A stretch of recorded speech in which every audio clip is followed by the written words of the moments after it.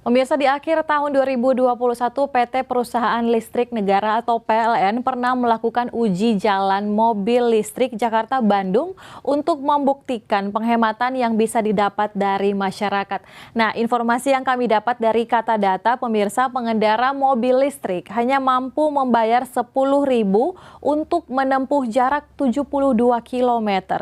Dibandingkan dengan BBM, masyarakat membayar sekitar 60.000, pemirsa, dengan asumsi harga BBM 9.000 per liter. Sedangkan harga BBM saat ini sudah mulai naik, apalagi sudah tidak ada bensin, sekarang tinggal ada Pertalite, pemirsa ya. Jadi memang dibuktikan bahwa untuk mobil listrik itu jauh lebih murah dari mobil konvensional atau mobil listrik. Cuman memang untuk harga dari mobil listrik itu sendiri yang memang cukup jauh lebih mahal dari mobil konvensional, apalagi mobil LCGC ya pemirsa.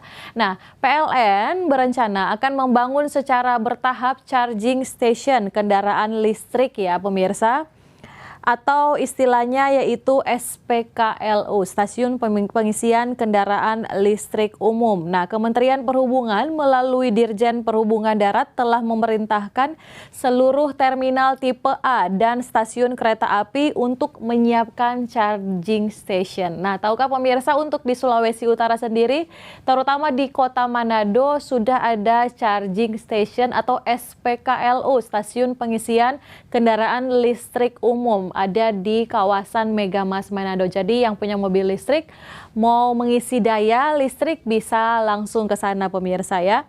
Nah, untuk baterainya pemirsa, Dirjen Perhubungan Darat Budi Setiadi mendorong adanya skema pembelian kendaraan bermotor tanpa baterai, yaitu dengan konsep tukar baterai atau swap baterai. Ya, pemerintah juga mendorong masyarakat untuk mengkonversi kendaraan berbasis BBM atau bahan bakar minyak ke kendaraan listrik. Ya, bagus juga ya, mungkin kalau bisa ada semacam tukar tambah mungkin ya, untuk kita memberikan kendaraan konvensional kita yang masih menggunakan bahan bakar BBM kemudian diberikan kendaraan yang menggunakan listrik pemirsa. Sebelum kita lanjut, kita akan ke informasi lain pemirsa ya.